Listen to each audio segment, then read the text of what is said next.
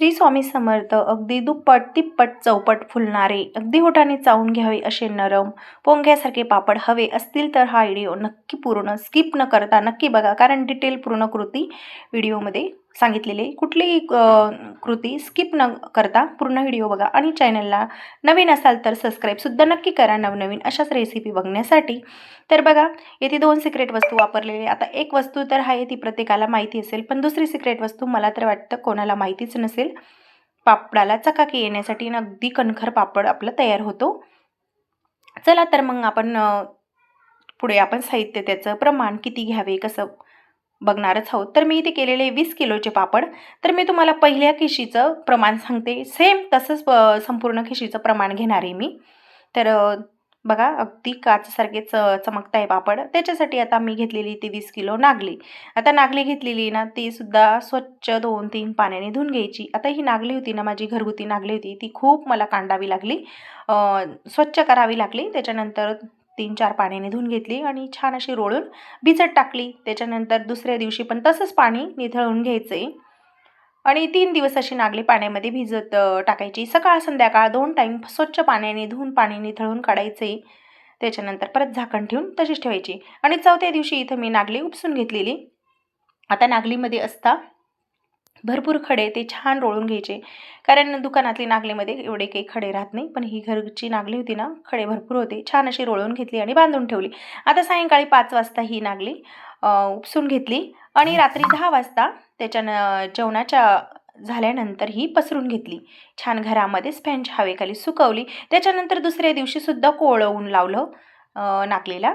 कोवळ्या उन्हामध्ये छान इकडे तांदूळ पण जे आपलं निगाळ्याचं पीठ असतं ना, जे उरलेलं गाळून पीठ त्याच्यामध्ये टाकायला, म्हणजे आपले ते निगाळ्याचे पापडसुद्धा खूप सुंदर होतात. तर इकडे पीठ गिरणीवरून येणं दळून आणलेले आणि छान चाळून घेतलेले बघू शकता तुम्ही. इथे अगदी आपलं पांढरं शुभ्र पीठ झालेले तयार होऊन.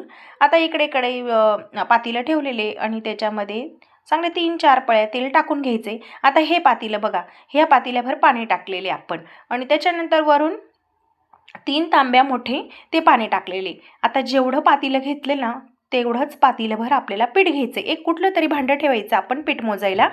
तर आणि हेच सिक्रेट वस्तू जी होती ही सवागी म्हणता याला. तर ही वस्तू सवागीत टाकल्यानंतर आहे ना, आपले पापड अजिबात म्हणजे जर खिशी आपली पातळ झाली ना, बऱ्याच वेळा आता नागली नवी जुनी असते ना, त्याच्यामुळे कमी जास्त होऊन जातं. तर बघा, इकडे आता मी घेतलेले 3 मोठे चम्मच जिरं घेतलेले, ओवा घेतलेले बारीक दळून, तीळ घेतलेले, खसखस घेतलेली आणि इथं आहे ना नागली पापड मसालासुद्धा घेतलेला आहे बघा. 2 पुडी घेतलेले, तर तेवढ्या पातेल्याला, आणि 1 पुडी मी इथं फोडून घेतलेली. खूप छान पापड बनतात. त्याच्यानंतर पापडखार घेतलेले आहे, मीठ थोडंसंच घेतलेलं आहे, कारण पुडीमध्ये पण नागली पापड मसाल्याच्या पुडीमध्ये मीठ असतं बघा. आणि इथं हिंग घेतलेलं आहे आणि साबुदाणासुद्धा टाकायचं आहे आपल्याला. भिजत घातला होता रात्री, तो साबुदाणासुद्धा वाटीभर घेतलेला आहे. आता इथे ना डिंक टाकून घेतलेले, डिंक आधी आणि साबुदाणा आधीच टाकून घ्यायचं आहे, कारण छान वितळून जातो साबुदाणा. आणि खसखस आहे ना जी आपल्याला, ती नंतर टाकायची, कारण आपण जर आधीच टाकून दिली ना, ती शिजून अगदी दिसतच नाही. त्याच्यामुळे आपल्याला ही वरून टाकायची खसखस, आणि खायचा सोडाकार असतो ना, तो वरून टाकायचा आहे. आता पीठ आहे ना आपल्याला चाळून घ्यायचं आहे, संपूर्ण पीठ चाळून घ्यायचं आहे, म्हणजे गुठळी काही राहणार नाही पिठामध्ये.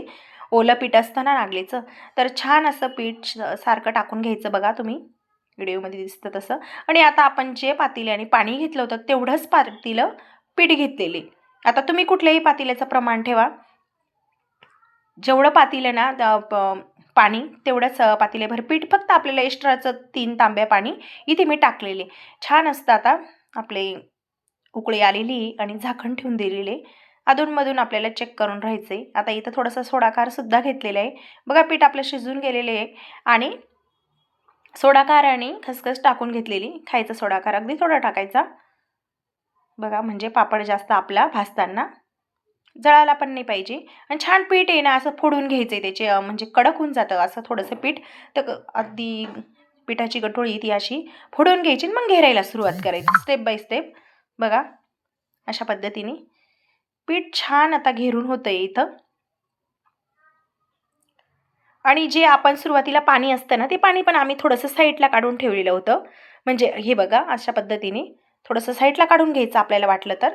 आणि वरून आपल्याला ते तर टाकावंच लागतं कारण पाणी कमी पडतं म्हणून. पण याच्यामुळे आहे ना आपल्याला खिशी घ्यायला प्रॉब्लेम होत नाही, म्हणजे छान असं घेरता येतं. नंतर आम्ही ते जे सवागीचं पाणी होतं ना, ते पाणीसुद्धा याच्यात टाकलेले. ती सवागी म्हणजे आपले जे खिशी जर पातळ झाली, जुनी नवी नागली असते ना, त्याच्यामुळे होऊन जातं. तर तेच काम काय करतं ते सवागी असते, ते पाणी जर टाकलं ना तुम्ही सवागीचं पाणी, तर आपली खिशी आकसून येते. अशी म्हणजे पातळ जरी झाली ना, ती खिशी आकसून येते आणि आपले पापडसुद्धा छान होतात. म्हणजे बिघडण्यावर जरी खिशी आली ना, ती खिशीसुद्धा आपलं सुधरवण्याचं काम, रिपेअर करण्याचं काम ही सवागी करत असतं. तर हे कुठे आपल्या नाशिकमध्ये तर मला भेटलंच नाही. माझ्या मावशीच्या गावाहून आणलेले धुळ्याकडनं. तर इथं त्याच्यानंतर आमच्या शेजारच्या मावशींनी विचारलं, त्यांनासुद्धा इथे जवळपास भरपूर म्हणजे खूप दुकानं नाशिकमध्ये फिरले, त्यांना भेटलीच नाही बरं का. हीच सिक्रेट वस्तू आहे. डिंक आणि सवागी हे टाकायचेच. डिंकने आपल्या पापडांना छान चकाकी येते आणि खूप काचेसारखे पापड माझे असे पातळ आलेले आणि चमकदार पण आलेले, दिसायला पण छान दिसतात. माझी खिशीसुद्धा अगदी सुंदर झालेली आहे. बघू शकता तुम्ही पापड इथे. अगदी छान माझी खिशी पण झालेली आहे आणि पापड करायला इथे सुरुवात झालेली. पापड पण आपल्याला जसे जास्त लहान मोठे हवे असतील तशीच लाटी करायची. आता पापड तर आम्ही इथं मोठेच केलेले का, कारण सुकून आहे ना पापड खूप छोटे छोटे होऊन जातात ते, आणि आपल्याला भाजायला कसं गॅसवर पण राहिलं किंवा चुलीवर पण तर पापड मोठाच पाहिजे हा. तर आम्ही इथे पापड मोठे मोठेच केलेले होते. बघू शकता तुम्ही. खूप छान. आणि आपण जो पापड मसाला वापरतो ना, तो सुद्धा खास इम्पॉर्टंट आहे बरं का. खूप छान चवीला पापड लागतं आपले. आता इथे सर्व पापड असे टाकून घेतलेले. पापड आमचे 2 दिवस गेले होते. आदल्या दिवशी आम्ही 3 खिश्या घेतल्या होत्या आणि तिघी म्हणजे 5 खिश्या झाल्या 2 दिवसात. तर तेच प्रमाण आम्ही ठेवलं होतं, जे पातेलं मी जे प्रमाण, तर त्या पिठाचा अंदाज होता 4 किलो पीठ घेतलेलं होतं, म्हणजे त्या पातेल्याभर. तर त्याचंच प्रमाण मी तुम्हाला सगळं दाखवलं होतं साहित्याचं. तर तुम्ही सुद्धा तसेच करू शकता. आणि इकडे माझे काही अगदी पापडसुद्धा वाळून गेलेले बघू शकता तुम्ही. कालचे पापड माझे वाळून गेलेले आणि अगदी छान पापड आलेले. इकडे काळं असतं ना गव्हाचं, त्याच्यावर छान पापड टाकून घेतलेले आणि अगदी काचेसारखे चकाकी आलेली आणि अगदी पातळ छान पापड आलेले बघू शकता तुम्ही. कलरसुद्धा त्यांना खूप छान आलेले आहे. अशा पद्धतीने सर्व पापड आम्ही 2 दिवसात करून घेते. आणि तुम्हालासुद्धा जर काही रेसिपी म्हणजे पापड रेसिपी करताना जर तुम्हाला समजत नसेल कसं प्रमाण घ्यावं, काय घ्यावं, तर हा संपूर्ण व्हिडिओ आहे ना स्किप न करता नक्की बघा. आता हे व्हिडिओ म्हणजे थोडासा मोठा झालेला आहे, पण डिटेल पूर्ण समजण्यासाठी तर व्हिडिओ थोडासा मोठा होतोच. तर संपूर्ण व्हिडिओ बघा तुम्ही स्किप न करता, म्हणजे तुम्हाला जेणेकरून साहित्य कसं घ्यावं, किती घ्यावं आणि प्रमाण समजेल. तर बघा इकडे माझे पापड झालेले, रेडी झालेले, म्हणजे लाटून झालेले पापड. आणि इकडे ह्या साईडला पापडसुद्धा सुकट टाकलेले आणि भरपूर असे पापड झालेले. माझे चकलेसुद्धा झालेले, ती सुद्धा रेसिपी मी लवकरच अपलोड करेल.